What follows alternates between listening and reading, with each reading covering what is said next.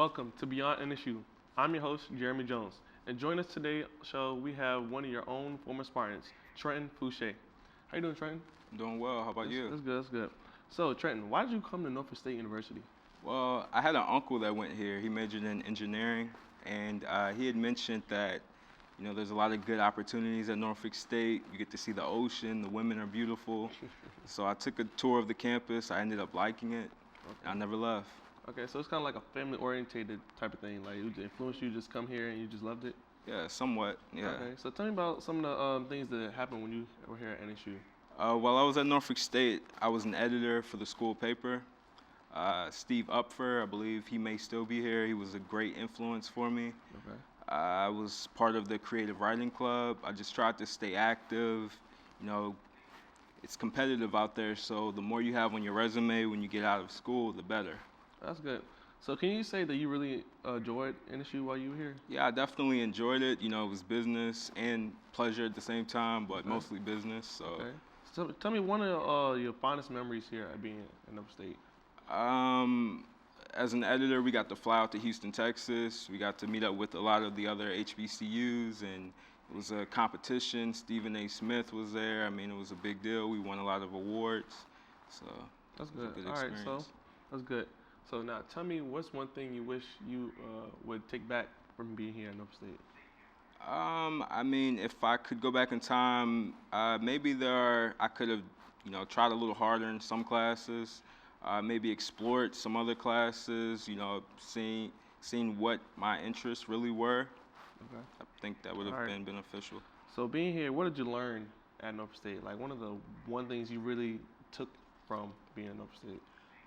Really just to, push for what you want as far as a career. I mean, nothing's given to you, so I mean, you have to go out there and, be your own CEO. You're a company and you're the CEO of that company, and no one knows your brand like you know your brand. Okay, so you're saying you grinding hard right now. Right. But I can respect it. That's real good. So how did NSU help with finding a job post-graduation? Well, believe it or not, a lot of the skills I learned here, I use that with what I do now. I'm a social media manager, so I mean, being an editor for the school paper, the creative writing club, a lot of that stuff helped because we're constantly writing new content for all of these social media platforms, and you have to put your thinking cap on. Okay. One thing I didn't actually ask you, what was your major here at Norfolk State? It was mass communication. Mass communication. What were you really focusing on? I mean, I took a marketing internship. I just wanted to keep my options open, whether it be marketing, broadcast, journalism, Okay, that's good. So, what's one thing you would really say that NSU helped you internally with yourself? Just definitely being a go-getter. I believe Miss Farrell, she had that entrepreneurial spirit. She really pushed, nowadays freelance, you can be your own boss. So, I mean, I really took that to heart, and, I just try to use it to the best of my abilities. Okay, I feel you. You got that whole Jay-Z mindset, be your own man, just take everything. Our Dame Dash mindset. Hey, I feel you. That's real good. All right, so what current job do you have, and is this something you plan on doing in long term or short term? Right. Well, I mean, social media manager, it's no complaints there. It's a fun job, but you definitely have to crank out that content daily. Okay. And like when you're just updating your own Facebook, it's a little different than when you're doing it for a company. So you have to really make sure your grammar's on point and everything is straight. So I enjoy what I do, and I wouldn't change it for the world. Okay. So, but going on in life, what do you see yourself doing in the next 5 to 10 years? I mean, I probably look to maybe go back to school. The company I'm employed through, they'll pay for you to go back to school if it fits your current career or a job you wish to attain in the company. So that's something that I look to take advantage of. Okay, that's real good. That's good. So I hear you have your own website. Tell us a little bit about that. TrentCommunication.com. It's pretty much a resume. I mean, a lot of employers that I've interviewed with, they've just been impressed by the fact that they don't just hear it from my mouth. They're able to just go on my website and see my past work. So I mean, it's beneficial. Are you really passionate about what you do on the website? I feel like you have to be. I've neglected a little bit, but I look to get back into it and update, more content, hopefully within the next coming month or so. Okay, so what can you say this website can help other people trying to do the same thing? I mean, these employers are looking at 1,000 resumes that all look the same, so you want to stand out. Now, if you have a resume, on your website where they can just on their phone check you out, then that's a little more, you're going to stand out in their mind, and they're going to say, let's interview that website guy, as opposed to the guy with just the resume. Okay. So who can you say are your biggest influences on this whole thing? As far as the job making, building the website, the whole marketing thing at North State. So I definitely say Steve Upfer, Mr. Upfer, the guy that's in charge of the student paper. He was a big influence. Even my younger brother. I mean, he graduated from Radford University. He's up there in D.C. now on his own, doing big things. So I mean, just being around people that are hard workers, ambitious, and that don't take no for an answer. That's so. What did your brother actually do at Radford? He was a sports education major. Okay. So yeah, but he's up in D.C. and I can't really go into detail what he does, but it's like on some.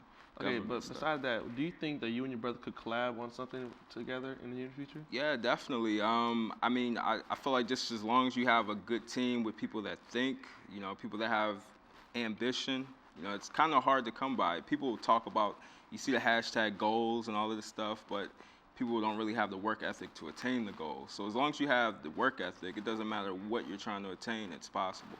Okay, so what are some of the obstacles that you had to actually overcome when you here at Norfolk State?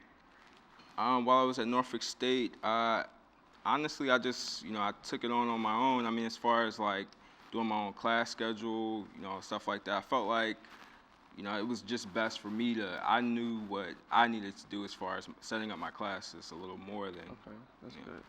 And what advice would you give students about post-grad life?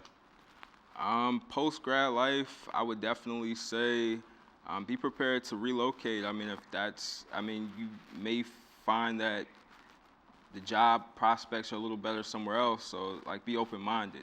Okay. Pretty much. Could you say it was kind of hard trying to find a job after graduation?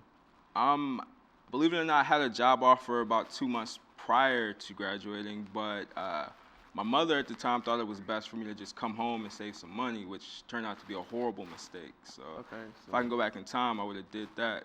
But, so do you actually want to do that again? Would you actually change some of the things that you did post-grad life?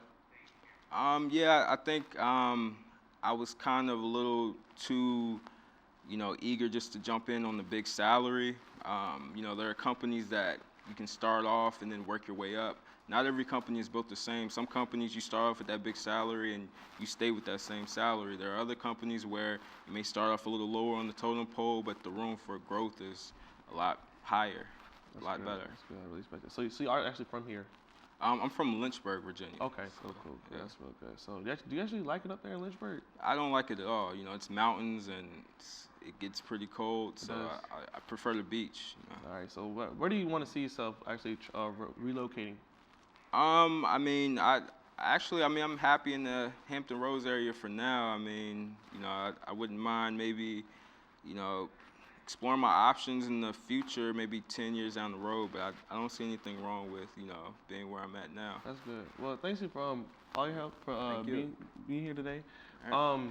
Trenton, that was really good. I really appreciate everything. Well, that's all we have today. This will be another episode of Beyond NSU. I'm Jeremy Jones. Y'all be going.